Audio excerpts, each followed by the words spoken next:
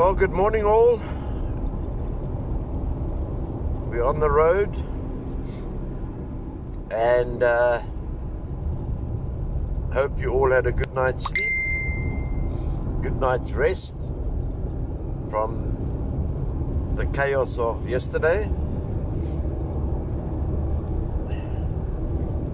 Good morning all, and if excuse me, if you read the comments, we're on our way on the route to go and do some business.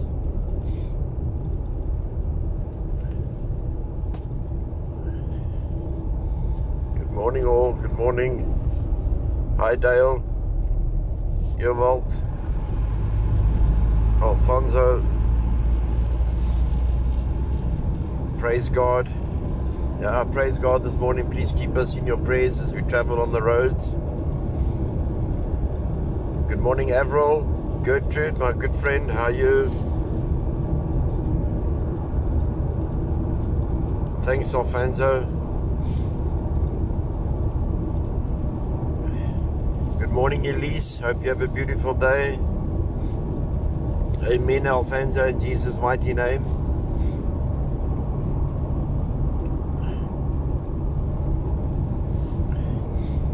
Good to be alive. Hi Susan. Susan's got a wicked sense of humor, Carl.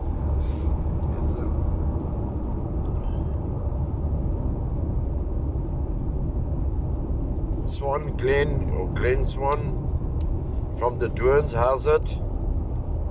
Derek, hello Derek. I like to call out, greet each other because we're human beings, huh? Thank you, Dominic, for your prayers last night, you and your daughter. We need as much prayers as we can get. Hi, Leanne, Jennifer, Morne, goeiemorgen.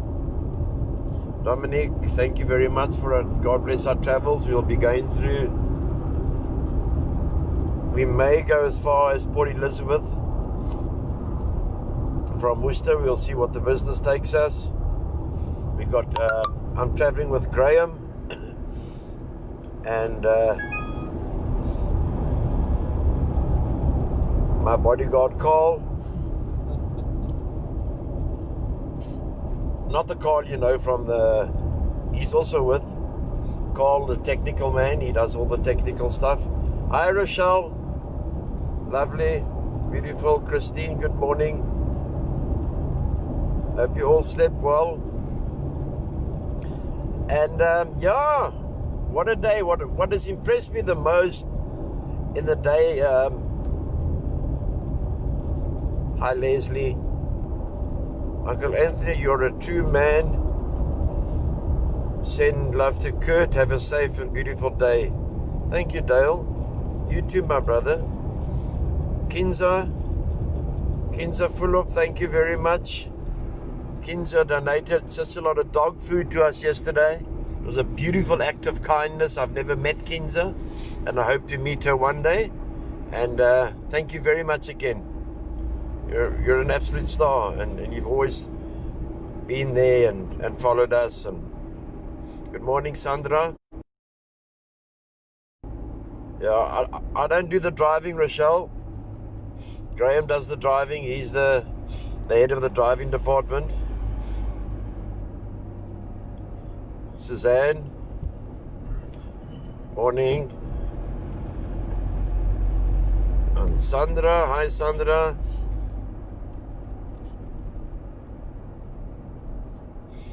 Okay, Dominic, we can't wait to come visit you. We'll probably soon be up there, as we've been invited to schools in East London, and as soon as this COVID Chinese virus is over, we'll be there. Good morning, Stephen. Afanza, Elise, please be safe. Okay, Gertrude. Hello, Nadia. Hoop dit gaan goed. Dawn. Good morning, Calvin. Hi, my buddy. Matthew Snyder, Ian Carstens, Charmaine Smith, Eden Cross, Mark. Hi, Mark. You well? You know, obviously with the with the events of yesterday, what has impressed me is, okay, I've received like various threats from people that follow Malema and think he's the greatest thing since sliced bread. But you know, when people come in on that chapter of your life, they don't know your history. They don't know that I have built houses for black people out of my own finances. I had a black man staying with us for 16 years. I've spread the word of addiction and equality from here to Mamelodi, to Soweto, to Kailicha, to Langa, to Googs. But you'll always get these, good morning Keith, these people who want to run down. Now let me tell you, and this isn't racist, because now anything is racist, according to Malema and his cronies. I saw that there is so many, and sorry to use the word, but I have to use it, otherwise how else do you use it? To our black brothers and sisters, the way they have condemned Malema's actions on social media. I take my hat off to you guys, because we want to live in peace and harmony. Hi Lorraine, Johan. Thanks Johan, appreciate it. Okay, thank you for the compliment. And I'm just a man who's got a team around him. I'm the spokesperson of the team, but we got a very strong team. I'm always a believer that my dad always used to tell me, Anthony, before you go and do anything in the world, make sure that your house is in order. And my house is in order because I've got a very strong team, very powerful team. And the team that I've got around me.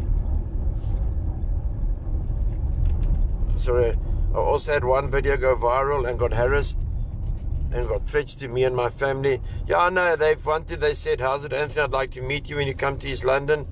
Keith, definitely, bro. Because our media man Carl keeps all these messages and he goes through it.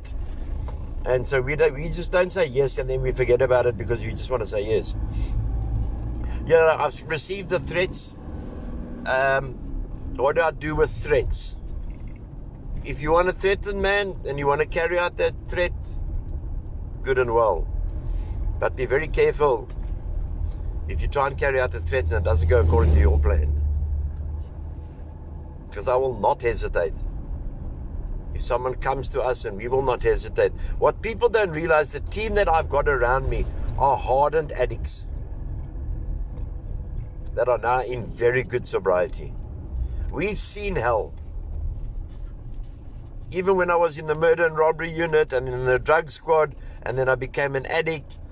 So everyone around me has got a history of addiction. Been to jail, been homeless, know how to survive on the streets. So they all wakker, like they say. Am I right, Graham? Yeah. Been there, done it, put us on the streets, we'll survive, no problem, because we've done it before. So we don't get afraid, because we were already dead, yes. We were already dead what the drugs and the alcohol did to us. But we've come back. Graham, who's been with me a long time, it's coming up the 6th year that he's been with me, next to my side every single day. So we know each other. We got Carl, our technical wizard. He's been with me for a good while. And we left the house at 4 o'clock in the morning. Rochelle, I agree with you, they do belong in jail. And that's the point I wanted to make. If it was law-abiding, okay, we wouldn't do it. But law-abiding white, colored, or black or Indian people had to walk into cliques and just dismantle the bloody place, do what we like. I wonder where we'd be sitting this morning. Fuck. I wonder where we'd be having breakfast this morning. Hello, Beverly. Hi, Moya. Moya from the Standard Bank.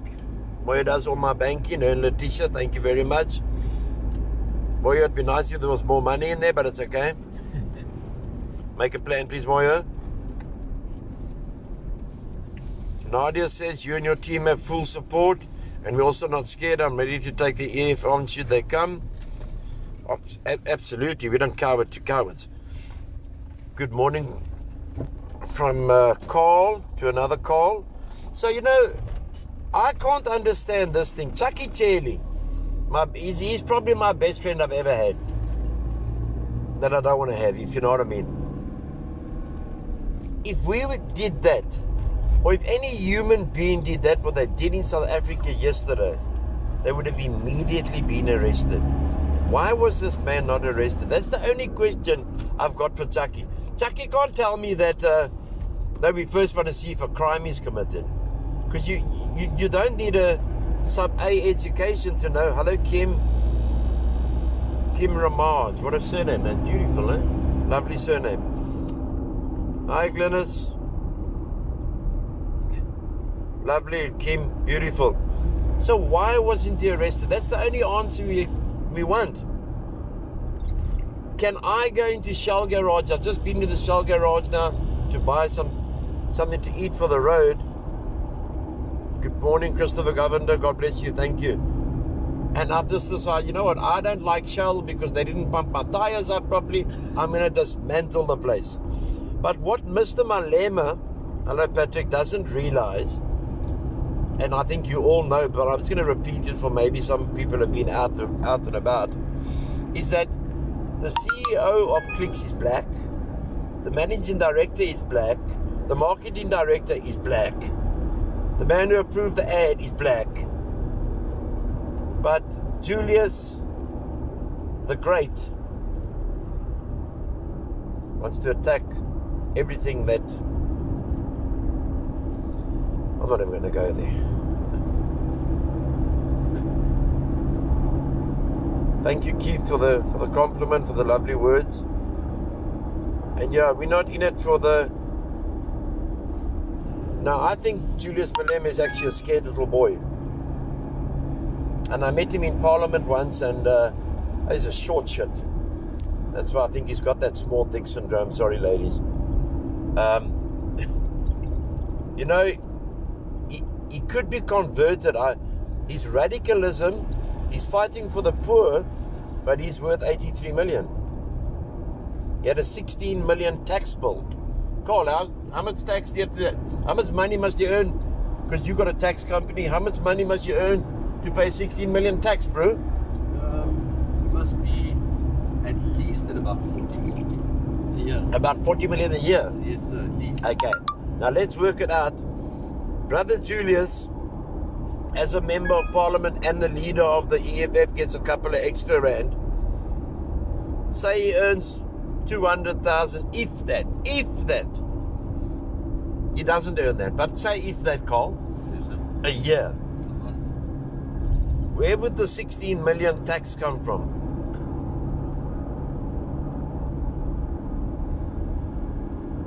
Very good question. So outside business interests. Outside business interests? Drug dealing is a big one. I don't say he's doing it, but that's a lot of money, huh? Well, your outside business interests could always be used to clean your drug dealing money. A bit of money laundering. A little bit of money laundering. So yeah, no, I think he's got this. He's I'm told her, Tammy, it's the populist view, and he gets away with it. It shows the lack of policing. It shows the lack of national intelligence. The national intelligence, when Julius the Great, I wonder if he doesn't think he's Julius Caesar. I think that's what Give to Julius what is Julius. Isn't that said in the Bible? Maybe this man's crazed enough to think he's Julius Caesar. Bless you, Elise. So, he gets away with this. He's got away with a lot of things. You have to ask yourself the question of, one day he made a statement in Parliament, and I was sitting in Parliament, and he said, in the roundabout way, to Cyril Ramaphosa, the dirt I have on you. Does he have dirt on Becky Chelly as well? Because Becky Chelly, who was fired as Minister of the National Commissioner, Becky Chelly is unfit for office, so he shouldn't even be in office. National intelligence knew the night before from the tweet that he sent out, and he said that we are going to cause this chaos and we are going to attack. Then Big Julius realized he had made a mistake, or some advocate, probably Advocate Darlene Paul, I like him, I got a lot of respect for him, must have phoned him and said, Julius, you better take that down, bro, because now you're inciting violence. So, Irina, so the next day, Jennifer, the next day we go in and we trash, burn, and petrol bomb Click stores. It's terrorism. It's not violence, because imagine if the whole country does that. There's 500 billion plus missing, and Julius the Great is worried about hair. Now, I'm sure the ladies who are on here, all the beautiful ladies that are on here this morning, you've also had a shit hair day now and then. Hello, Shirley. Cherry, you're quite right. Ramaphosa, he's not a leader. I had a conversation, and then it was confirmed in Parliament, with my very good friend, Terra Lakota. Let me tell you about Cyril Ramaphosa. Terra Lakota told me when they were in the struggle, and the security branch were out looking for the comrades. Terra Lakota was one of them, and Cyril Ramaphosa was the other one. And Cyril Ramaphosa, and now this is, you can confirm this in Parliament. Do you know that, Carl? Against his comrades that got Terra Lakota locked up. The leader of COPE. So, didn't you know that? You must read history, bro. Or go to Parliament. So, meetings with Terra. Pardon? Or have meetings with Terra Lakota. One of the nicest men I've ever met in my entire life. Yeah, you're quite right there, Ruben. Yeah, you're quite right, eh? Cherry, that is part of the New World Order, so it's the part to take down this country. What do we do going forward?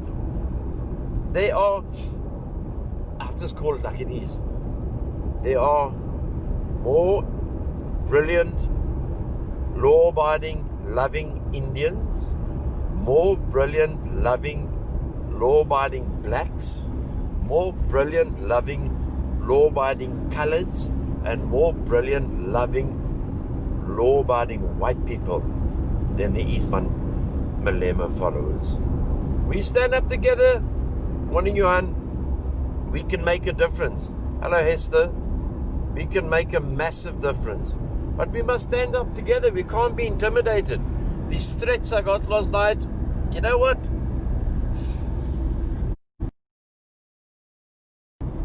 And if that's the only way they can communicate by threats, shows that Malema supporters, because I'll tell you now,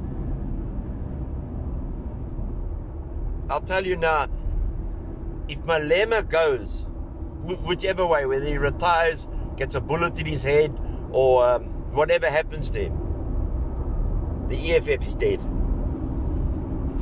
That's why the EFF people are walking out of his party. They're walking out of Parliament. They're walking injured up. Like I said, farmers dying, women get murdered, and Malema has to pick on hair. I see he hasn't had a haircut for a while. Huh? Not that he can't afford it, but maybe he went to Clicks and got gel and it didn't work. And that's why he's upset with Clicks. Have you ever thought of that? Because his good friend Herman Mashaba, the owner of Black Like Me products, get sold with Clicks. Herman Mashaba, the new leader of the new party Action South Africa. What action? It is a poor connection, Rena. I'm very disappointed. The DA released a statement and the one guy spoke there for 2 minutes, which was not very impressive. Very disappointed in the response. Where is President Cyril Ramaphosa? Why didn't he come out and speak and condemn the violence? Where is Brother Cyril? Is he at his McDonald's stores counting hamburgers when he should be leading the country? Our problem here, God leads this country, but we haven't got people on the ground to lead this country, because everyone's got agendas, and if anything happens, the first card we throw is racism. I believe in the rugby now, the rugby balls can't be white. That's genuine. I read that, which I will never, since they've taken the knee with this Black Lives Matter. Yes, of course, Black Lives Matter, man. But our lives matter, Indian lives matter, colored lives matter, Aboriginal lives matter, drug addicts' lives matter, cancer patients' lives matter, Alzheimer patients' lives matter. So we all matter. We all matter. We will never surrender. We have to stick together. We have to stick together so tightly and help one another. No matter the color. No matter the color of my brother or sister. If they are law-abiding,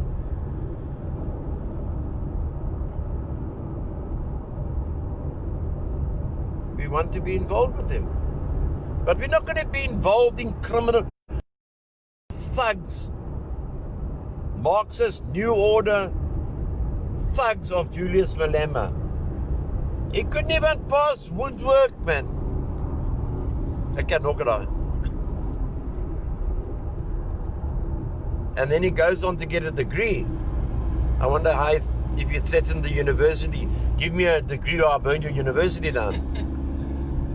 So what they thought, okay, give that a degree because she's not going to use it because she's still got nothing between the ears. And I hate attacking the man, but how can that short shit hold 56 million people hostage? And we got very true Matilda. Hello, Lenita. How can Graeme, are you insane, bro? Okay, Graeme just thought he was Nicky Lauda there for a moment. But that's okay, well driven. Carl. Yes, sir. How can Julius and his little Travantas, True Dominic, think that... Why is it so zoomed like this? Carl, do something as this thing, my bro. That's making me look fatter than I am.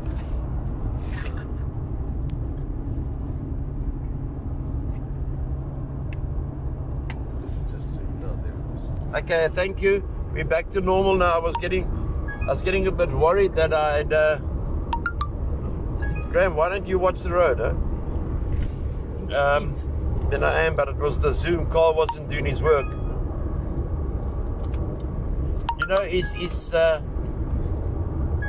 what was done yesterday was criminal thuggery. And how should he be able to get away with it? Hey, Graeme. It's bouncing, bro. Okay, dig the roads up. How can he get away with it? It doesn't, in any law, I think you can ask any lawyer, and I've done a bit of law in my life, not much, a bit of law, I am in the law reports in South Africa, that they should have been arrested at clicks. What were they scared of? Or did the command come from Chucky Chelly not to arrest them? Did the command come from Chucky Chelly not to arrest those Marxist thugs? Yeah, and they're going to probably threaten me after this again. So what? At least I'll go down with a fighter. I'm not going down alone. I didn't fight the war to be to be threatened by these thugs. Eh?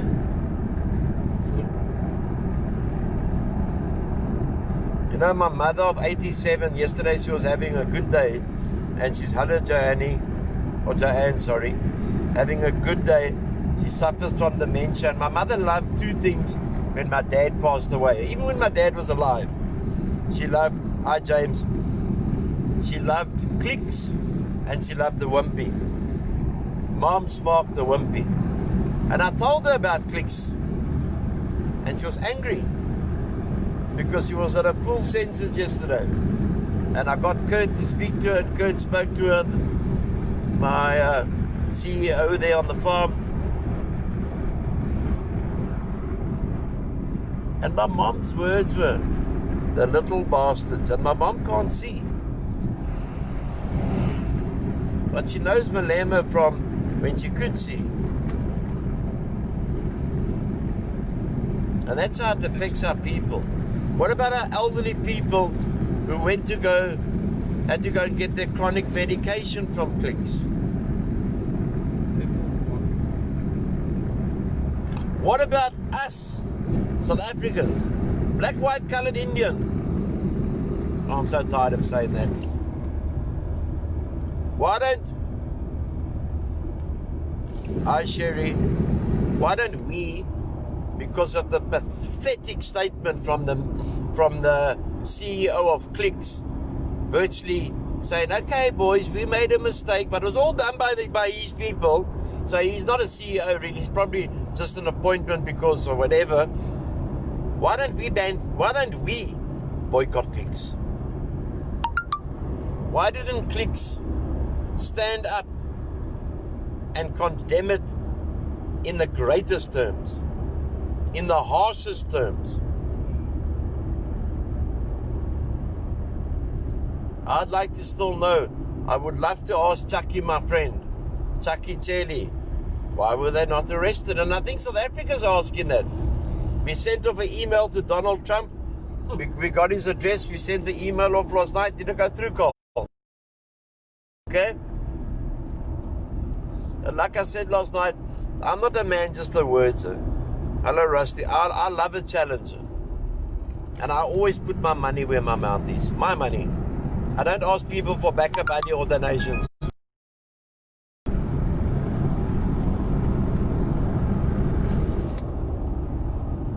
Sorry, I'm just having a smoke because Mrs. Zuma said I can smoke. And hi, Michelle. And I, as Anthony Hall, I'm not saying you must do it. I'm going to boycott Clicks. They can go and get stuffed. Because I haven't seen them lay criminal charges. Why? I'm sure if you walked into Agrimark or Shell or wherever else. Oh, there we go. Okay, sorry there was a disconnection from Vodacom. So like I said, let's boycott Vodacom. So I am going to, just me, I am not going to use Clicks again. I'll rather go to a little family pharmacy, or there's a lovely pharmacy in Worcester called Medichem. Dischem, I don't know about Dischem too much. When the COVID started, they started taking money from us, and they started getting a bit crooks. They love money. And nice store, you know, you can buy everything in Dischem, from condoms to weightlifting equipment to... Hey Carl, you can buy anything there, eh? Buy anything there, so gifts, you know what I mean? There's no, remember the old days when we used to have the nice pharmacies? I am going to start the protest. Carl, what is happening here, my brother? There. Thanks, Sherry and Sanette. We're going to start hashtag boycott Clicks, because they haven't got the balls and they're too scared, and their CEO and marketing director and managing director can't do their job. They can't approve ads while our people are dying. Excuse my language, they're worrying about fucking air. Excuse my language, ladies, but that's the only way I can put it. So, like you say, Sherry, rest in peace, clicks, done and dusted. I like that. I like that, Sonette. Because why should we go and support them? There's so many other pharmacies out there. Clicks can go do what they like, man. They can serve EFF members. And if the EFF members don't want something, they can just go there and not pay for it. Because the managing director is not going to lay charges. Have you ever heard of such a weak... Carl, have you ever heard of such a weak leader? No, sir. The man is an MD of one of the biggest chain stores in South Africa, and he can't lay charges. He can't protect his staff. What happens if my mother or your mother, elderly, or our wives or girlfriends or boyfriends or whatever you want to call them, were in Clicks when these thugs came in there?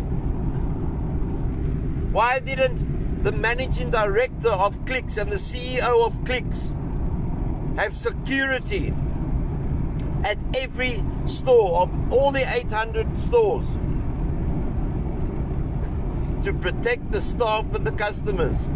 Man's weak, man. No wonder his marketing director puts out an ad that causes mayhem, gets taken out on the white people and the colored people and the Indian people, and we have to sit with the shit. Carl, don't you think it's a bit insane? I think it's a ridiculous malmanagement, sir. It's mismanagement of the highest degree. So you can become... Hello, Rena. No, Clicks is not the same, Rena. You're quite right. Clicks is like it's like walking into Walmart in America. You walk into Walmart in America, and it's like going to Monte Carlo Racing Club. It's like just laying, and at the end of the day, you only have to go to Walmart. The mist is very bad. Anyone traveling on the garden route, the mist is very bad, but it's okay.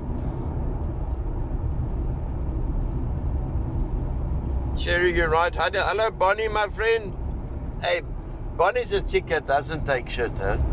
Carl, she's on a different level. Huh? She's like Cindy and all of them who just, she's hardcore. Bonnie just says it. Ja, I'll be lekker. Sherry for the woer voetsak. I hope you're not saying that to me, Sherry. You know what I mean? Because that won't be nice. I doubt it. Gemoster. Okay, Sherry, I've got you, my dear. Ja, dan moeten we gaan opdonen, but that's not going to be the solution. Eh? That's really like... LB from the United States of America. Hey, beautiful. LB, the first time I got invited to share my story around the world, and I say this with humility, was to the United States of America. And outside my farm, I've got 2 flags on flagpoles. The one of America, and the other one is Israel. I've been to Israel 3 times. I love Israel. I went to Ohio. I spoke in Ohio at a university there in a packed stadium. And then I went to New York and I spoke in New York. And it was amazing. So, wow. Albie, send my love there. I got a lot of friends in America. And God willing, if I come over there, hopefully I can contact you and we can catch up. Hi, Jean Reinecker, always sends beautiful messages, lots of encouragements. Thank you, Jean, I always appreciate that. Rena, yeah, Matilda, support the local pharmacy. Okay, Sherry's saying Skoppele, do it done. She's getting a bit hardcore, Sherry. You don't want to go into the violence part now, Sherry. But I know what you mean, Hi, Charles, good morning, sir. Hope you have a beautiful day. Hey, women are getting violent. I like it.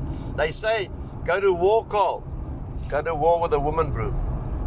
Amen. They're strong, eh? Women are strong. That's right. They're not a bunch of wussies that is in a... Our problem today is, why doesn't that fat cop Malema, Julius the Great,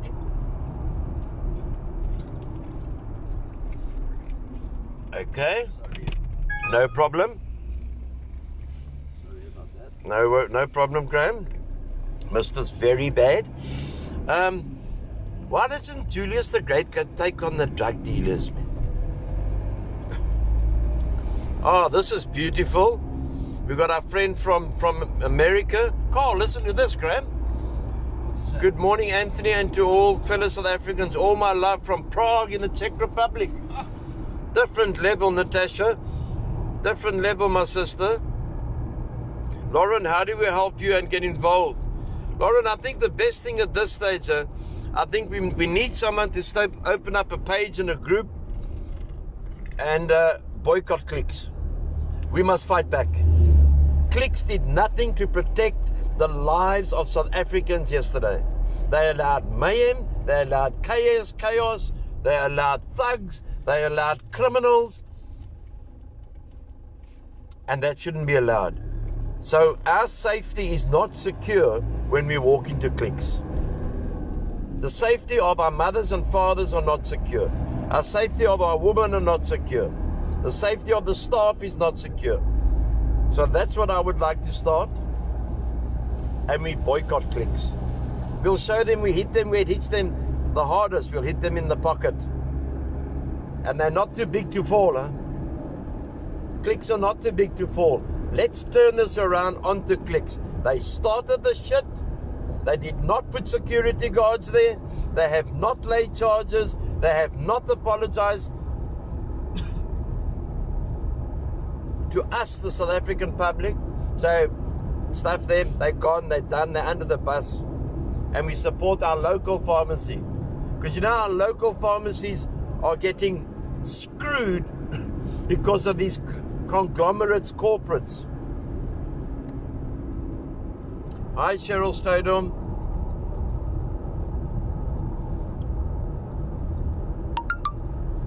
Okay, Jean doesn't want to walk into Malema.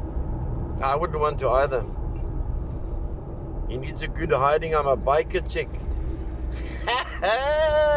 Carl, have you ever been out with a biker chick? Never had the pleasure, sir. You never had the pleasure. Okay, I don't know if Jean's married or whatever, but she's a biker chick, huh? Boom, Rook, yay, boom. What are you talking about? Me, sister? I'm 15 years sober, but I can tell you, I smoked a lot of drugs in my life, sister. I used a lot of drugs and a lot of alcohol, but by the grace of God, I'm 15 years sober. All right. Our pathway is leading to a war. The enemy will fight on our behalf. Absolutely. Absolutely. Yeah, sunglasses.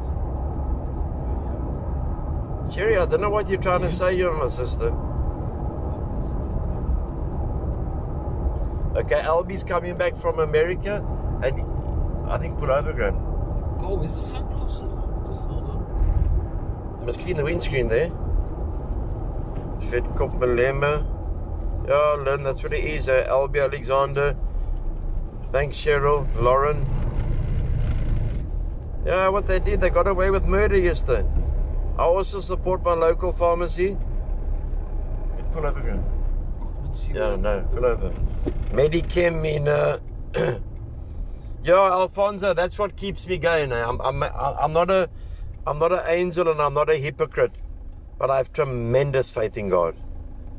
Tremendous. I'm putting you all the way in the States. Share to Buzz in the States as they share your comments. Thank you, LB. Thank you very much, my brother. That is probably the nicest comment I've heard in a long time. If you can just share this all around the United States of America.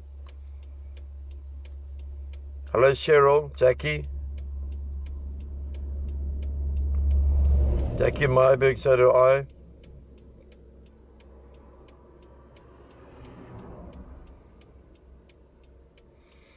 Patrick van der Merwe, how's it?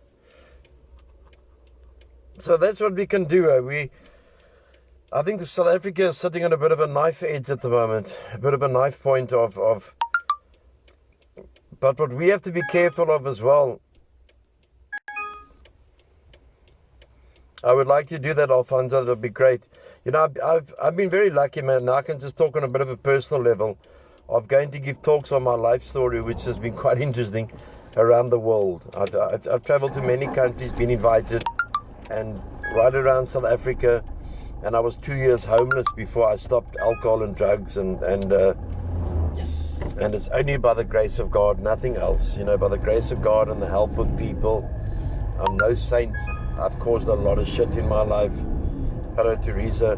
But the 2 years I was on the streets after being a security director of a retail store, of a large retail company in South Africa, and being in the murder and robbery unit, and being in the old sun-up, I learned that you can adapt to any situation.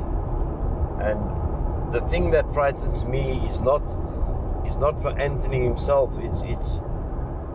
It's for my children. I've got 2 daughters. Thank you, Natasha. Thank you very much. I've got 2 daughters, and a lot of people, obviously, that's a stupid thing I've just said, but so many people have got children, and we have to fight for them. Good morning, Bonnie. Hard lady, Bonnie. Not a hard lady, but a very outspoken lady, and I love it. You know, it's a case of what are we going to do, and what kind of a legacy are we going to leave for our children? You know, I remember when I was drinking and drugging, and I was just about to start methylated spirits when I lived on the streets, and I was like, there's a car in front there. You see it? What? Car. Yeah. I was homeless and toothless and faithless, and I was taught to believe in the love of God, but not in a hypocritical way. I can't be that kind of person. I believe God, but God knows. I'm very disappointed in, I've been disappointed in since COVID or the Chinese virus started, is the lack of leadership from the church. The church leaders have been more silent than Cyril Ramaphosa.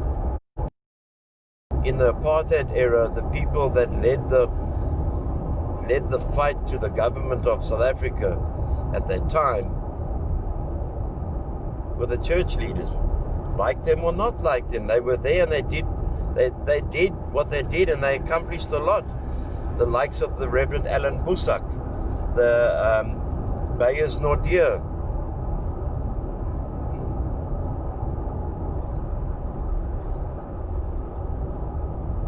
Bishop Tutu. Hi, Christine, that comes to mind.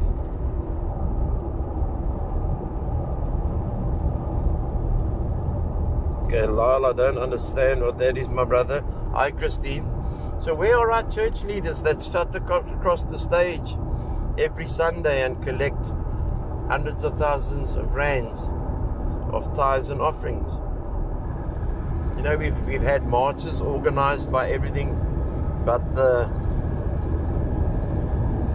church choir. Where are the leaders appointed by God? Or have the leaders today, this is just my opinion, and I'll stick by it. Hello, Bernadette. Have the leaders of today in the church become business people and not pastors of the flock? Is it more money to give motivational talks while you're in church? And it says it in the Word.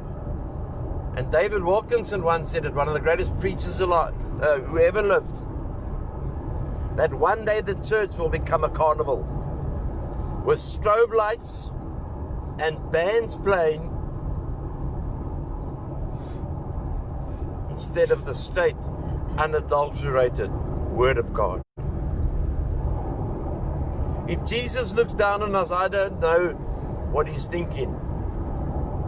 But if Jesus looks down and he'll say, I believe he'll say something like, where are you, you leaders of my people? Why have you not stood up for my leaders, for my people? Why have you abandoned them? Where is your faith in me that you will go out without fear, knowing that I am at your side,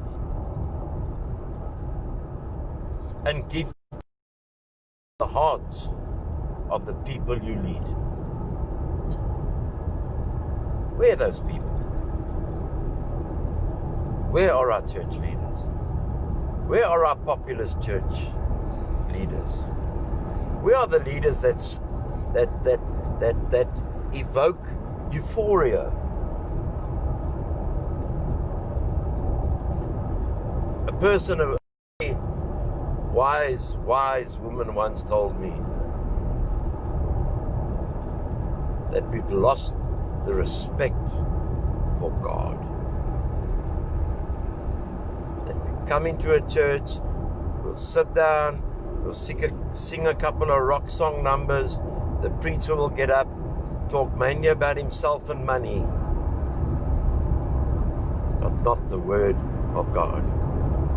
A preacher should never be a motivational speaker or a comedian.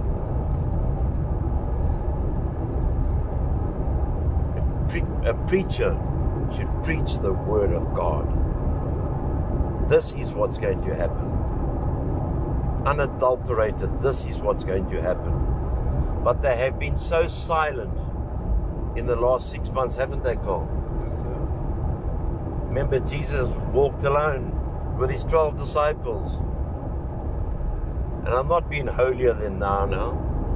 Not at all. Like I told you before, yeah, this man makes a lot of shit. Naughty boy. But why? Why are our preachers in this time of peril, in this time of uncertainty, in this time of fear, why aren't they on the ground? Or do they only come out on Sundays and Wednesdays maybe for Bible study, so they can have another collection? I gave a preacher a while ago 75,000 rand in Worcester of a big church. I then get a message from him, thank you, and I've got all the messages, thank you, I managed to pay off my debt.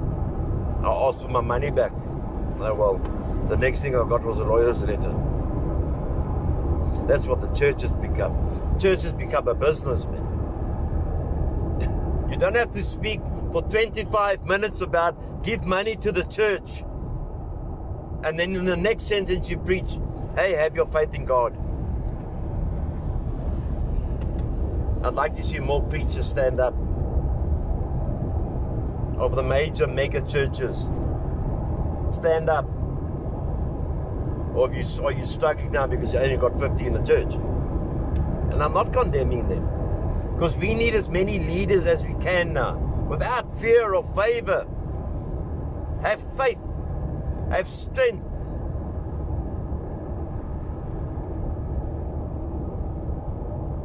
Hello, Chris. Good morning. Shiyaya, good morning. Magda. Is this the same Chris Moerdijk from TV, the one who does the advertising moves? LB, safe travel, Anthony. It's 12 o'clock here. I stayed awake to hear. And don't you worry, I share everything in the States, even Trump's site. LB, again, I thank you, my brother. I thank you, sir. I thank you. My email address is info@rael.co.za, and I can send you more stuff. LB, thank you, sir. Hey, shout out there from LB from the States, who's sending us stuff around the States. And we got Natasha in Prague.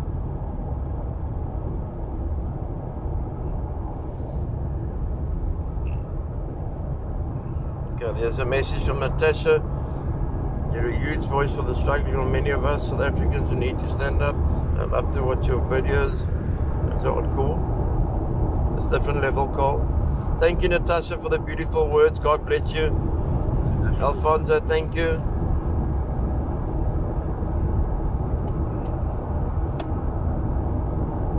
Thanks, LB. Thank you, sir. LB says church leaders have not got balls up here. Okay, hardcore. But it's never about the person. I'm a big believer in that. That's why I work with the team. We sit down, we talk, we strategize. We're not a dictatorship. Hi, Margie. That's right, Natasha. Margie, good morning, guys. Very true.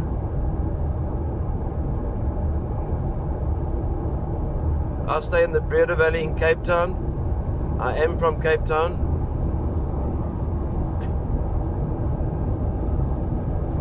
Okay, there she's naming a preacher. Ian and Chris Murray.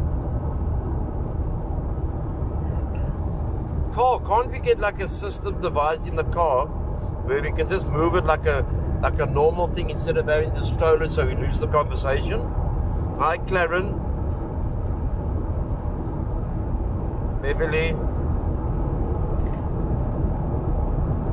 Thank you, Alvi. I will send it. Grace School, I've got a question. Go for it, Roo. If I can answer it, I can answer it. He's burning about the frog. He's not getting away with it, yeah? No, Sherry, I don't want to do a peaceful protest, man. I've done a lot of marches around the country, and I was lucky enough to be a speaker at the Zuma Must Fall marches. The Zuma Must Fall marches didn't bring down Jacob Zuma.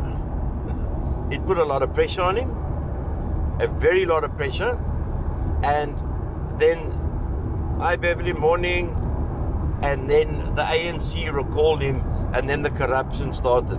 The only reason, because the NEC, that's the top 6 of the ANC, the only reason that Ramaphosa got elected is because he had more money. More bribes went and he had more money than Zuma. But now the NEC is split 3-3. So Zuma is, not Zuma, Ramaphosa is in the middle. He can't be his own president. He will go down in history as one of the weakest presidents ever. And that's not saying because I don't like the man. I've met the man. I think he's a very charming man. He speaks beautifully, and I really think he, as a human being, remember, Graham's not the game and the player. Huh? So I'll be honest with you. When I met Ramaphosa, I liked Ramaphosa. He was the deputy president at that stage. Thanks, Matilda. Thanks, Sherry. Okay, here's a long one. Okay, Grace has got a question here. Ek en my family net soos die res. Maar wanneer en waartoe? Waar is die boere wat ons moet leiding gee? Wat aangaan? Wat word van ons normale mens? Wat nie politicus betrokke is nie. EFF se krieksaanval is net 'n oefening vir wat hulle regtig wil doen. I agree with you, Grace. Ek stem heeltemal saam met jou. Absoluut stem ek saam met jou. Dit is net die begin. En as ons nie nou doen nie, of as Ramaphosa en Chelly nie nou opstaan nie, gaan die mense opstaan en daar gaan oorlog wees.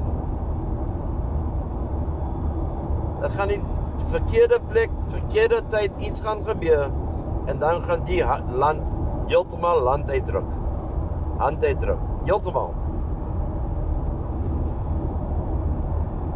That's why I say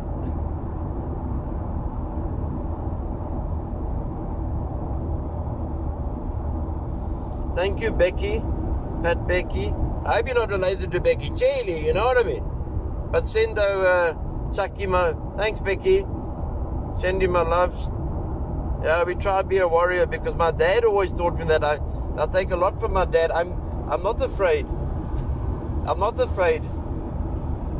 Because we live once, and if we know where we're going to, why must I be afraid?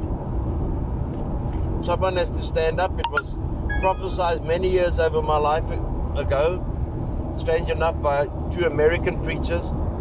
But that's fine. I'll talk about that another day. But I grew my RAEL organization just after I'd come from the streets of South Africa for 2 years. And there were blacks on the streets, whites on the streets, coloreds on the streets, Indians. And we all got on, you know why? Because we shared something in common. We were all on the streets. We had to battle every day to survive. We had to help each other. We had to look after each other. Otherwise we had no option. Otherwise we're going to be eaten. Hello, Manus. Belinda. Alfonso. Amen, brother. Rhino.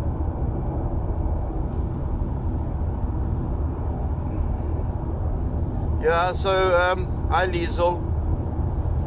Today we'll decide whether, hello Debbie, of hulle vandag gaan aangaan, if these criminal thugs are going to continue with their protests.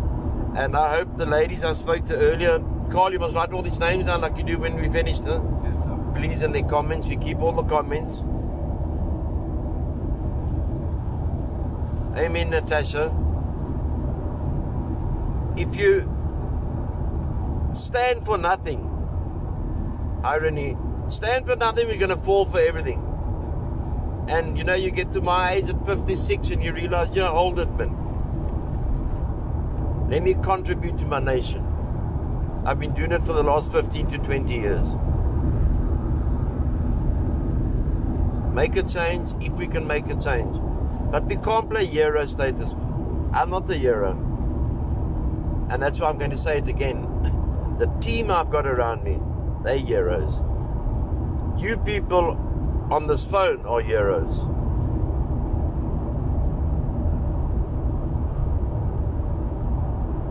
Keeps us going, inspires us. People send us messages of inspiration. People pray for us. I'm lucky to, and I say this very humbly, I'm lucky to have a lot of connections. A lot of connections in the ANC, a lot of connections in the DA, a lot of connections in big business, and a lot of connections in the top ranking of the police. And we know what's going on. We're not stupid. And the information that is given to me is given to me about people that I've known for 20 to 30 years. God bless you, Calvin. God bless you, my brother. Hello, Anton. So when I get information, everything I tell you is fact. There's no lies. Like when Ramaphosa said to the member of parliament from the IFP, the Portuguese guy, in the lift, when he said to him, "This is how you treat the whites, as the boiling frog." He wasn't joking. He wasn't joking. Because he turned on his own people before the trial of Terra Lakota. And if you don't believe me, ask Terra Lakota. Hello, Annabella, Sandra. Thank you, Sandra. God bless you. Yeah, so you get taught a lot in life. You go to prison, you're a cop. After that, you go to prison. Then I was involved with high flyers in the gang world, which was not impressive. And my mother was very upset.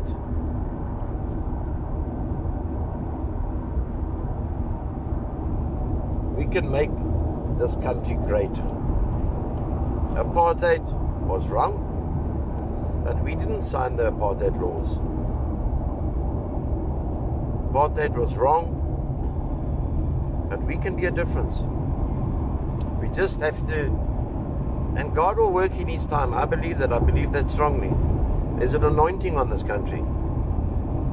And what is playing out now is just the devil's way of trying to confuse us. But we know the end result with the devil. Oh, this thing is climbing all the time, my bro. Or what are you on? Sorry, sir. Are you also on it or not? Switching between it and my passport, sir. And you? And my passport, sir. Okay. Carl is tripping at the back because he's got so much. Hello, Eddie. Oh, what a lovely name, eh? Annabella. Sherry. Alfonso. So, we are not going to win. I think there's 3 ways that South Africa can get sorted out. Hi, Theo. The ANC can be removed by the ballot. Cyril Ramaphosa can be removed by the African National Congress. But what's it going to help you remove Cyril? And just now we get Mrs. Zuma or Becky Chelly or Ace Mabuza to take over as president. We'll be worse off. Remember, we wanted to get rid of Brother Jacob, who's probably having an early morning swim in the fire pool. Carl, remember the fire pool he built? Yes, sir. He can't even swim. Fantastic use of taxpayers' money. And the pool is bigger than Newlands Rugby Ground.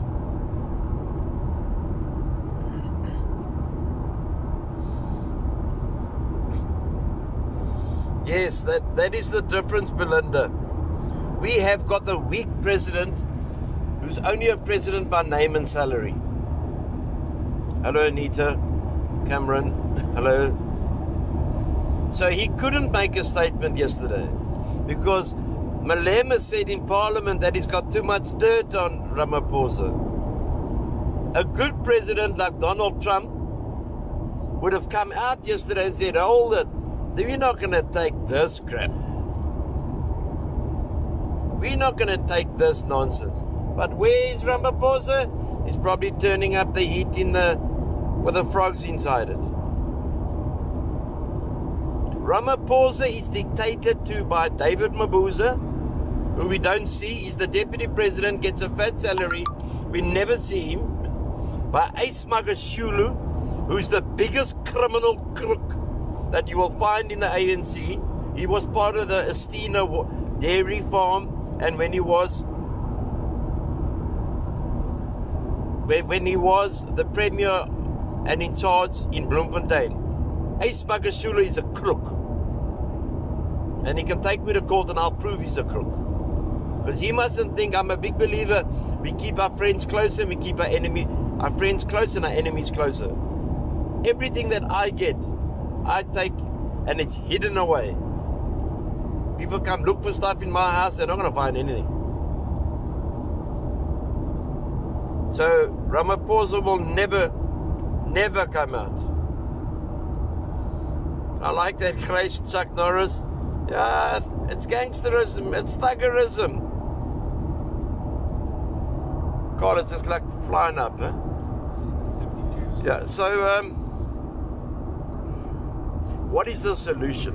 The solution to me is not the barrel of the gun, because we won't have an ordinary war.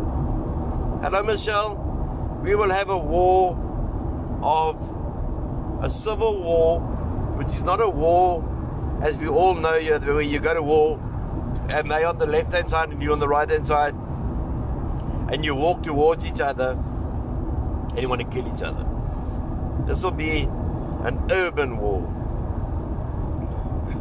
where people are shot leaving their homes, where people are shot in supermarkets, where bombs go off. Exactly the same guerrilla tactics that the African National Congress used to gain power to destroy South Africa. As I said before, apartheid was wrong. The discrimination against a man by the color of his skin is wrong.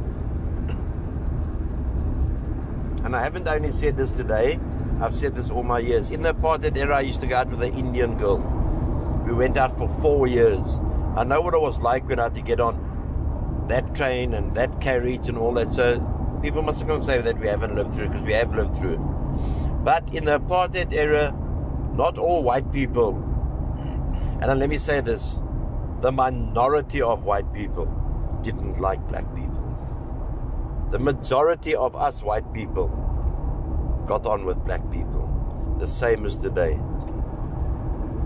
There wasn't that hatred. Today we are seeing, oh, look at this view here. It is absolutely stunning. I must show you this view because you will enjoy it, then I'll get back to you. Carl? Yes, sir. Why aren't we showing the view, bro?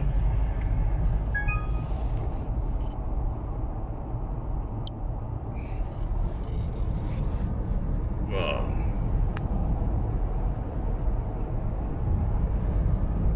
Just absolutely amazing. We have got the most beautiful, beautiful, beautiful country. Oh, it's amazing. Okay, absolutely beautiful. Hi, Michelle. Natasha, did anyone take part in the Move a Million project on the 5th? I did, and many South Africans did living abroad. Okay. Good morning, Anthony. Alan Davidson. Hi, Alan. Morning, Michelle.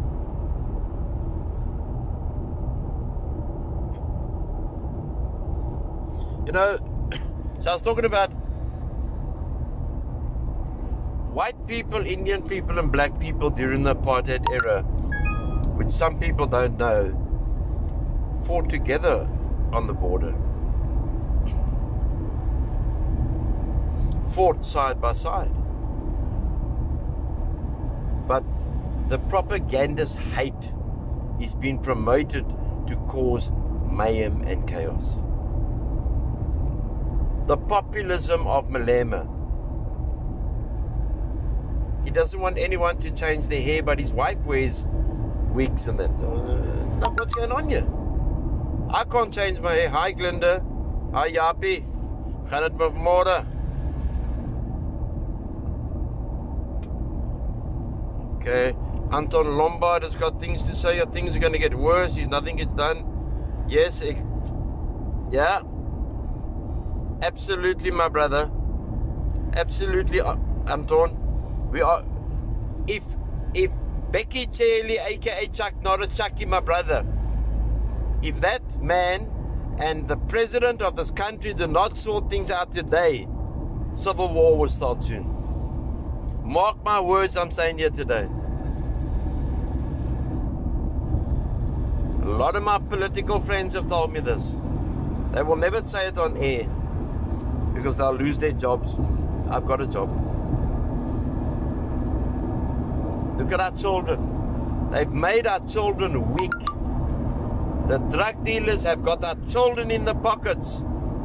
So they steal from mother, they steal from father. It breaks the family up. Our kids use more drugs, and they become weak. And when they are weak, they cannot fight, and they don't care what is happening. They don't care what is happening with government, with our country. Jaapie, one day at a time, for sure. So our children become weak. Us people who've been through the armed forces, and hello, Tammy.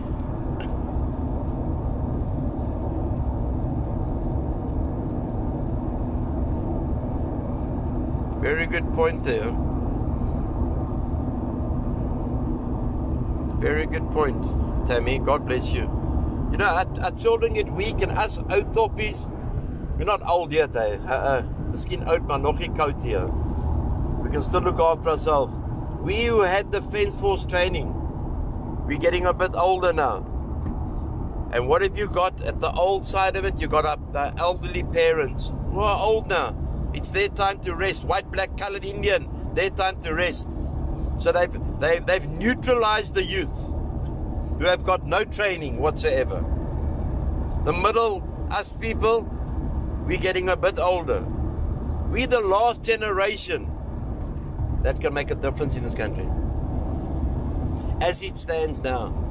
Hi, Lance. The next generation coming through, I don't believe that the...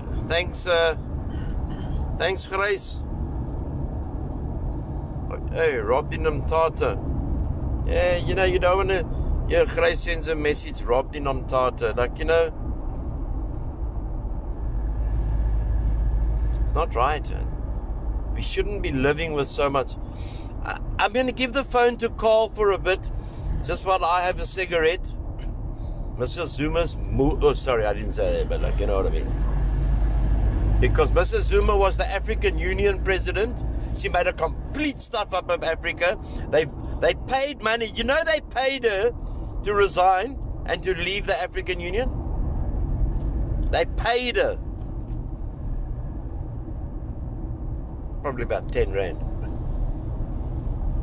I'm going to give you the phone to Carl for a while, and he's going to tell you just a bit of his story, because our main thing is drug addiction. All drugs. And how we travel the country, and luckily enough how we've traveled the world. The man who drives me, Graeme, has been with me for 5 years. He's a beautiful man. He went with me to Israel last year. And we try and be the difference. Wherever we go, we talk about South Africa, but we talk facts. We don't let emotions get in the way. If South Africa is not cleared up today, not tomorrow, by Cyril Ramaphosa, Chucky Chairlead, Mr. Norris, and the Deputy President of South Africa, I'm telling you now, South Africa is going to go into a civil war. How do I know? Trust me. I pray I'm wrong. I pray I'm wrong.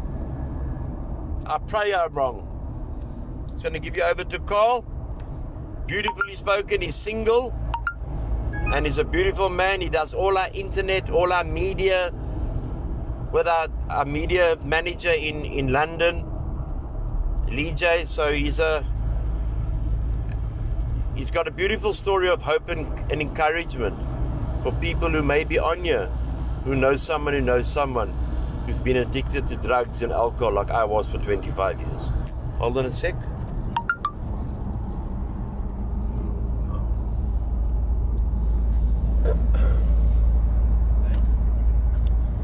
Good morning, everybody. Yeah, good morning. My name's Carl. I'm an addict, but I'm an addict in recovery, and I'm a sober addict, and I think that's what's obviously most important. All through the grace of God and the helping hand of Mr. Hall, his management team, and the RAEL Organization. I think if I'm going to give you a brief, then just a brief little background. I think some of you might have heard my story before, but I think there's some that haven't. I'm 34 years old, 21 years an addict, 21 years battling the disease of addiction. I think like many who find themselves in my position, started using drugs at an incredibly young age. I began smoking marijuana at the age of 13. I think again, as many youngsters do, turn to drugs. Found myself in a situation where didn't have an outlet, didn't have support or anybody to speak to. Being raised in a middle class home, didn't have a rough upbringing. I think Mr. Hall's also testified to this. I've got lovely parents. Fortunately, unlike most or some, wasn't exposed to drugs or alcohol from a young age. But I think the average middle class South African family is battling hard enough just to put food on the table, and has been for many years. So I think that often your household, from right from the poor right up to the most wealthy, are preoccupied with just that, running a home and trying to keep things together, and our youth is lost and our youth is forgotten. And at least when I was growing up, I think that's part of what RAEL does such a job is getting the message out there, and empowering the addict, and reaching homes and parents, and trying to bring about change and helping people to understand the reality that drugs is probably one of the greatest pandemics that's facing the modern day society, from the first world to the third. I found myself turning to drugs to deal with what was probably at the time just basic growing up and maturity issues. Nonetheless, that spiraled into an incredibly uncontrollable situation. By the time I was 16, I would say I was a full-blown addict, smoking and using and drinking pretty much every day of my life. I think it's by 16, 17, I already realized that I had a problem, mostly because, you know, I could, you know, my friends could have a drink and have a party on a Friday night, and Saturday and Sunday spend with their families and so on, but I didn't know when to stop. You know, I was the one waking up on a Saturday morning wanting to go back to the bottle, wanting to use again. And yes, so that situation continued to spiral. I think being a young man then, without much responsibility, I wasn't feeling the unmanageable impact of drugs on my life yet. But again, because of the lack of responsibility and the life choices I was making as a result of my continuous abuse of alcohol and drugs, I found myself in a situation at 17 where my girlfriend at the time fell pregnant. Then had at the same time had issues around the family home where they had to move. It all coincided with one another. They had to move provinces, and I chose to stay behind in order to support my new family. But being an addict, I have to be honest, you know, stuck in active addiction, I think what happens is our lives become revolved around only one thing, which is finding means and ways to use. And as much as I chose to stay behind for my family, I also chose to stay behind because I was going to be on my own, and that was going to give me freedom to do exactly what I pleased, which was to drink and to drug without restraint, if I'm absolutely honest. And yes, as a result, obviously, of my behavior and the life choices I was making, quickly found myself without my girlfriend, who ultimately became my fiance, and completely cut off from my firstborn's life. Needless to say, that didn't stop my drinking or drugging. That continued from that stage, 17, right up to my early 20s. And by the time I was 22, I started experimenting with hard drugs, your street drugs, chemicals, everything from acid to coke to cat to tick. I believe at that point it pretty much reached a point where it really didn't matter what it was. If it was going to alter my state of mind, allow me to distract myself from the reality of who I was becoming and what was becoming of my life, and then I was going to take it and I was going to use it. And that series of choices, you know, just continued to lead my life down the wrong path. Tried to restart a family, had 2 beautiful children, got married, and nonetheless the drugging and the drinking just didn't stop until the point where ultimately my ex-wife couldn't take it anymore. That I also made a series of bad decisions, ultimately ended up having an affair.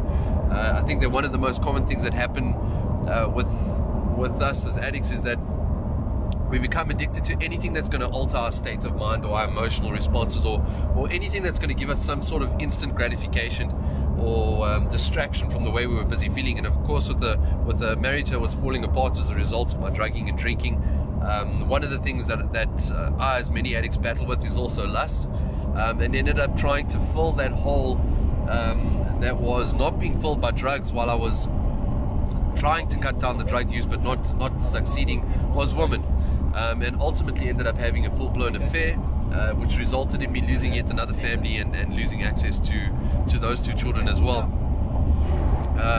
Tried to clean up once or twice on my own, tried to clean up through various programs that are out there, but I never achieved any great success. During one of my clean stints, managed to meet another lovely girl and attempted to start yet another family.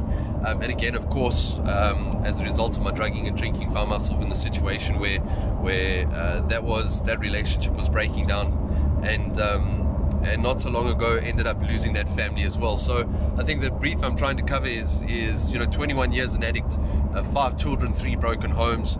I think that is, at least in my case, ultimate testimony to what drugs can do to a human being, what drugs can do to a family. Not only from the aspect of a child, not only from the aspect of a parent or a child, but even from the aspect of a father. During that same period of time,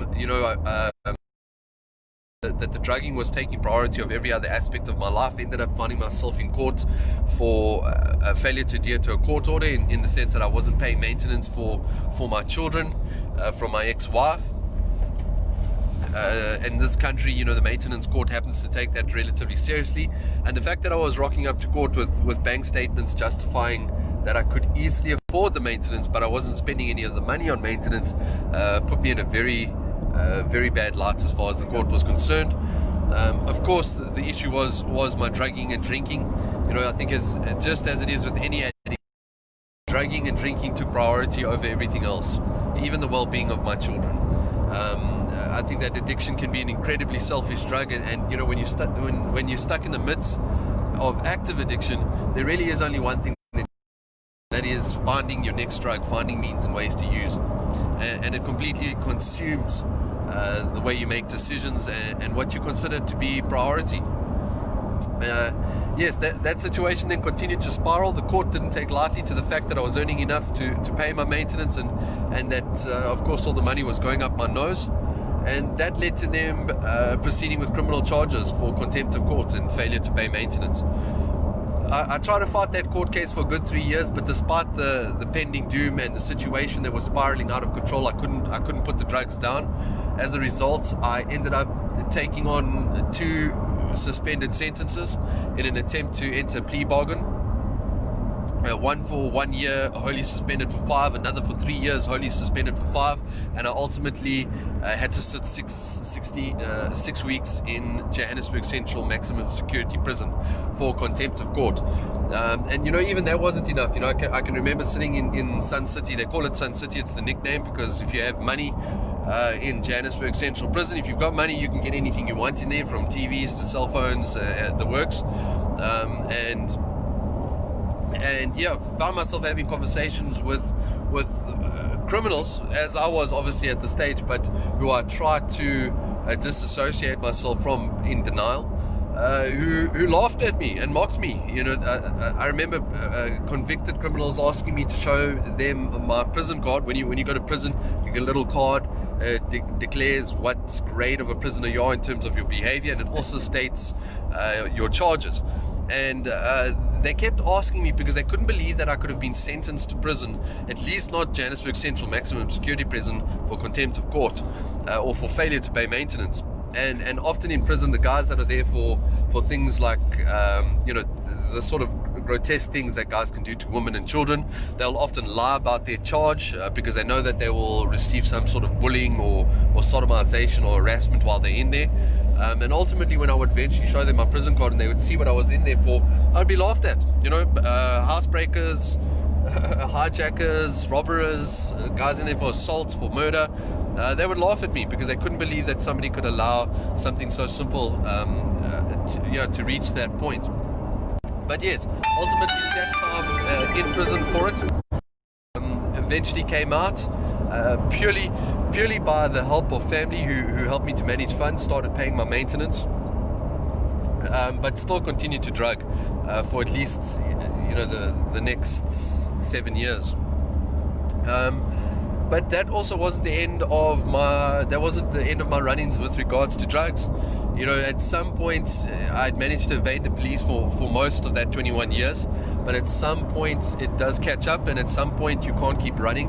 And eventually found myself arrested on 3 separate occasions for possession. Got off on 2 occasions, and on the 3rd occasion landed in a situation where my existing suspended sentence and my previous charges meant that I wasn't just going to get off with a fine or admission of guilt. And a stern prosecutor, with all fairness, I believe he was doing what he thought was in the best interest of my community and myself as an addict, basically told me I've got 2 choices. I'm going to sit for 2 years, or I'm going to seek treatment, pending which I might have the hope of having charges withdrawn. And then we, through the help of my folks who were still supporting me, thank God for them and for their love and their support irrespective of my decisions, found myself faced with that choice: either 2 years prison or seek out the help of a facility. And I think it was at that point that I sitting in a holding cell, came to the conclusion, that I just couldn't continue to live this way. 3rd time arrested for possession. I think at that stage it was my 5th time seeing the inside of a prison cell or a holding cell. Over the period of 4 or 5 years, I don't think I could count on 2 sets of hands, on 4 people's hands, how many times I'd been in and out of court for drug-related issues, whether that was maintenance or possession, and just found myself, realizing that nothing was changing, and found myself at a place where I just had enough. I couldn't continue to live this life where it didn't matter how hard I was trying or how many times I'd land up in a cell and promise myself or promise God that I'm going to make a difference this time, and that life can't continue this way, yet would still end up in exactly the same, in exactly the same sort of predicaments. And I'd always resisted the idea of treatment in a long-term inpatient facility.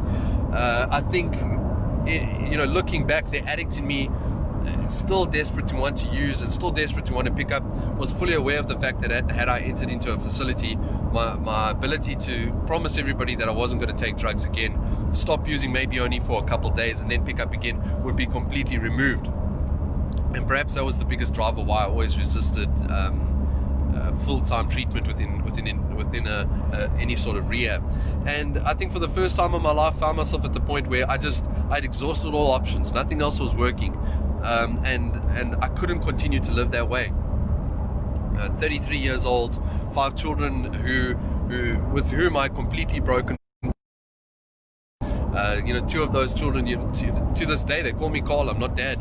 And obviously, I found myself looking at my life in that situation and thinking, perhaps this is actually exactly what God was doing or unfolding in order to force me into the place He needed me to be, in an attempt to pull my life right, to pull me from the pit and the hell that is active addiction. I then immediately jumped at the situation. I think it's maybe easy. It maybe quite easily sounds like, well, of course, who would want to go to prison for 2 years? Rehab certainly sounds like a better option, which would be a fair enough thought. However, I think the reality is that there is no hell on earth like the hell that is active addiction, and living with an uncontrollable desire to self-abuse on a day-to-day basis. The guilt, the shame, the pity, the way that you live, your constant mental state, your physical states, the lack of hygiene. If you could have seen images of how malnutrition and underweight I was at that stage, it really just is constant spiritual and psychological pain. And in honesty, I believe that was worse than even 2 years prison. And I think that's what drove me to say, and again, in prison, one of the things that maybe some of you are aware of, but not everybody necessarily understands, is that you can find more drugs in prison than what you probably can on your average street corner. And prison is by no means a place where you're going to send somebody and stop them from using. In fact, it's going to be cheaper and easier to find. The very moment they're in their first cell, whether that be an awaiting trial, a holding cell, or an actual sentence cell, they're probably immediately going to be confronted by somebody who's going to ask them what they're busy looking for. So realized that I just couldn't continue that way and jumped at the opportunity. My folks then began looking for a suitable institution due to their own financial constraints, and the fact that being imprisoned and going into a facility may prohibit me from continuing to run the business that I have. Found an institution, purely a faith-based institution, and started my journey in recovery there. But with all due respect, I don't want to bash any faith-based institutions. I'm obviously not going to mention any names. I think that what RAEL does differently is that we really do practice an all-encompassing program. We're working on everything from our day-to-day disciplines, basic responsibilities, the psychology of the steps, and the experience work by Mr. Hall himself with 15 years sober, the likes of Graeme with his 5 years, the likes of Mr. Schuller, who understands the recovery process better than any human being I've ever known. So and then of course we have a team of pastors there as well, who have been working with the institution for a very long time. And so I feel as though at RAEL what we get is an all-encompassing recovery program that covers everything from my spiritual condition, And my desire or my requirement for spiritual growth, if I'm truly going to overcome my addiction, as well as the psychological and everyday base, day-to-day living requirements that I, as an addict at that stage, needed to begin to learn if I was going to have any hope, or growing if I was going to have any hope of turning my life around, and maintaining any sort of a real sobriety. So found myself at a faith-based institution. I've got to say, in all fairness, I think all the institution really did for me was that it kept me away from the drugs. It was a lockdown facility, and within that facility I was unable to get my hand on drugs, but I was taught very little about the recovery process or what it means to truly have sobriety, and I had very little examples around me there in terms of their own management of what a man or a woman looks like who's living sober, and how they think and how they act in order to model my own life, after them. And then I think, as I've shared before, I found myself coming close to the end of my time within that facility, and I began having the most extreme anxiety and panic attacks. After 4 months there, sober for 4 months, starting to get a rational state of mind back, but very well aware of the fact that I had done very little development in terms of true recovery or true understanding of what it means to be sober.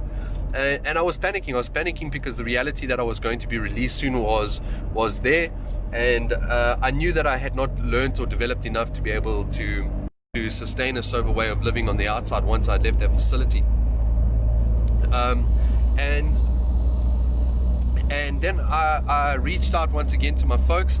I expressed the way that I was thinking and feeling, and so we began looking for another institution, an institution or a facility that was going to perhaps put me in a position where I would have the opportunity to truly learn about what it means to be sober, to truly learn a program and a way of life that I could practice practically on the outside, in order to maintain that sobriety, and in order to have perhaps the strength, the courage, and the understanding of myself and my disease to find a new way of living. And of course, then not pressured by immediate pending criminal charges or the fact that I'm sitting in prison. We had a little bit more time to look, and we were immediately overwhelmed with what we found when we stumbled across RAEL and Mr. Hall in terms of their presence in this country and the things that they've done. I think today myself and my folks would agree that without a doubt we found exactly the right institution. They sent me a couple of links, and I found myself listening to a man who, with 15 years sobriety, knew my walk, a recovering addict who was not a stranger to the way that it felt to me or to think to be me, and the way that I dealt with life because of his past experience, but who had managed to overcome that and managed to achieve, as I say, 15 years sobriety, which is a rare thing these days. And I think coming from myself as an addict, it is an incredible achievement. So the little that I looked and the little that I saw, obviously I was in an institution, the little I was able to have access to, I think my mind and my heart was immediately set on the fact that RAEL was the place I wanted to go to. Plans were made or began to be made on the outside, and again, I would say nothing but by the grace of God and the might of His hand. Found myself literally the day before the lockdown was instituted being picked up at 6 o'clock in the morning, with the view that I was going to immediately be driving through to RAEL. I think I'm in two minds, because I'd love to say and the rest is history, but that's not necessarily the reality. I think more what I'm expressing is that what I found when I came to RAEL was exactly what I was looking for. I found a team of individuals that understood me and understood me from the aspect of than anybody else had ever understood me in my entire life. I found myself sitting in meetings listening to gentlemen who had truly overcome this disease, not because they thought they were better than me, not because they had some fancy psychological degree behind them, but because they'd actually walked this walk and overcome addiction, or alcoholism, both on their own. I think one of the most incredible parts of the story is the reality that he didn't go to rehab. It's something that he accomplished all on his own, and while that might have been an incredibly difficult journey and required immense amounts of courage, I think what it did do is give him a wealth of knowledge and experience with regards to what it takes to fight this fight and come out on top, that is, in my opinion, simply unmatched. you know, I've done meetings outside, I've listened to people speak, and none of it ever grabbed me, none of it ever made me feel as though somebody understood me. And I think as an addict, stubborn, always wanting my own way, you can get caught in the trap of listening to someone and thinking, fair and well, what you're saying sounds great, but you just don't know what it feels like to be me. And it's easy to say what you're saying from your perspective, and it's far more difficult for me to take the advice of somebody that, you know, that hasn't walked my shoes. I think maybe some of the ladies here would understand. You know, if you've never been pregnant and you've never had a baby, please don't tell me about pregnancy or how to raise a child. As a father, you know, if you've never had a child, please don't tell me about what's good or bad or right or wrong for my child. I think the same thing applies. But at RAEL, found myself in a situation where the tables were turned, and suddenly I was listening to somebody who I could relate to immensely in terms of his own journey when it comes to Mr. Hall or Mr. Schuler. And I believe, you know, in myself, if I can be so arrogant to say, I began to truly start to grow. I began to grow in my confidence. I began to grow in my self-esteem. One of the things that RAEL did for me, which I believe is world-class, I don't think there's another institution in this country that would do this, is that RAEL afforded me the opportunity of starting off with limited hours, but the opportunity of running my business from the institution, taking care of both my recovery as well as my financial requirements, to be able to continue to support my children on the outside, as well as pay my own way within the RAEL organization. You know, even that I'm incredibly grateful for. I truly don't believe anybody else was going to do that. You know, one of the greatest fears of going into recovery was, okay, so I'm going to achieve my sobriety, but am I going to spend a year away from my business? Am I going to completely lose my business? What's going to happen with regards to the support of my children? And of course, it's just not like that. I think that RAEL takes an approach of individually looking at each person who comes into recovery's personal situation and trying to tailor what they provide that individual around their personal situation. So yes, found myself working my program there while also attending to and running my business. Yeah, again, I feel like saying that the rest is history. You know, in my opinion, feel myself growing from strength to strength, had exposure to things in recovery I never thought were possible, the development of real relationships, the development of friendships that weren't based on agenda or my need to use someone for my own personal gain, as well as an opportunity through Mr. Hall, through Graham, through Angus, through Grant, through Mr. Schuler, some of the sober living guys there, an opportunity to witness sobriety in action. Witness guys who were living sober, not just attending to a program, but working and facing life on life's terms, leaving the rehab to run various errands or responsibilities, having real exposure to the outside world while also still being in the safe and controlled and protected environment of a recovery center.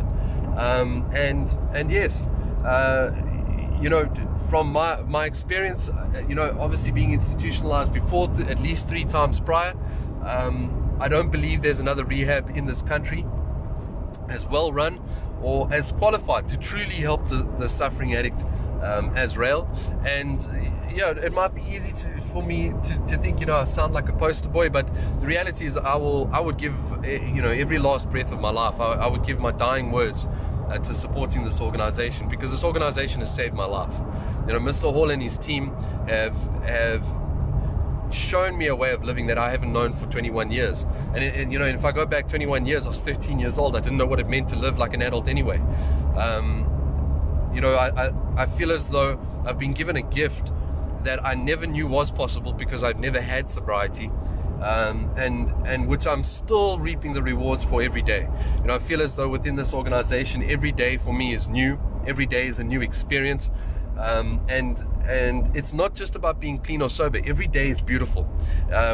You know, we have fantastic relationships there. You know, Mr. Hall and Mr. Schuler don't take the role of simply just the head, and we are down there and there's no interaction. I don't think I've ever laughed as much before in my entire life, and I have never ever enjoyed being of a sober state of mind as much as what I've enjoyed at RAEL. So yes, I think that, you know, that's the brief of my story. That's where I come from. That's where I'm at now. Yeah, and eternally grateful to Mr. Hall, to Mr. Schuler, and to the team, the doctor, Graham, you know, who in himself is also a mentor to me, in terms of his own sobriety and what he's overcome in his life. And of course, then we also have the platform. You know, if you do, some of you do know. If you don't know, we have RAEL Live Recovery Stories. It's a fantastic group on Facebook where every night we have a share. Normally we mix it up, so you get to hear a different person's story and perspective every day. And then even for myself as an addict, and I know I speak on behalf of the other addicts within our recovery program, it creates a fantastic platform for them to speak, to get their story out, to share, which is another way that we grow. And it also affords us the opportunity for our people out there to get to take part in our recovery and the recovery process, and that in itself I think is something beautiful that's being offered to us that isn't being offered anywhere else. So yeah, I think I just, you know, from my own perspective, I don't think I can ever share about my time there or my story, not come to the point, you know, which is the end of one journey but the beginning of another, and that is RAEL, and not take the time just to say, you know, to Mr. Hall, to Mr. Schuller, to Graham, to Angie, thank you. You guys have saved my life. You've turned, I even start to feel a bit emotional about it now, but you know, you've turned what was a wreck and what was nothing but my own self-inflicted, self-abused pain and torment into a life I couldn't ever have imagined possible. And you know, I'll advocate for the reality that this institution and this organization, RAEL, work. That the team that run this organization, from Mr. Hall right through to the rest of the management and leadership team, are truly world-class and exceptional at what they do. I wouldn't be sitting talking to you right now sober if it weren't so. So yeah, thank you for hearing me. Thank you for listening to my story, guys. Thank you for joining us on Mr. Hall's live share. If you liked the video, please like and share the video. And then of course, if you're interested in the RAEL Live Recovery Stories, you can find RAEL Live Recovery Stories on Facebook, as well as All South African Lives Matter and Move 56 Million. It's also a space where Mr. Hall shares a lot of his political views and views on the general state of the country. Thank you very much for joining us, Mr. Hall. Am I passing the phone back to you? We're gonna be speaking again a little bit later on. Yeah, I'm sure Mr. Hall will be coming live a bit later on. And yeah, then we can all have the pleasure of hearing the man we love so much share his views and opinions. Thank you very much for joining us, guys. Cheers.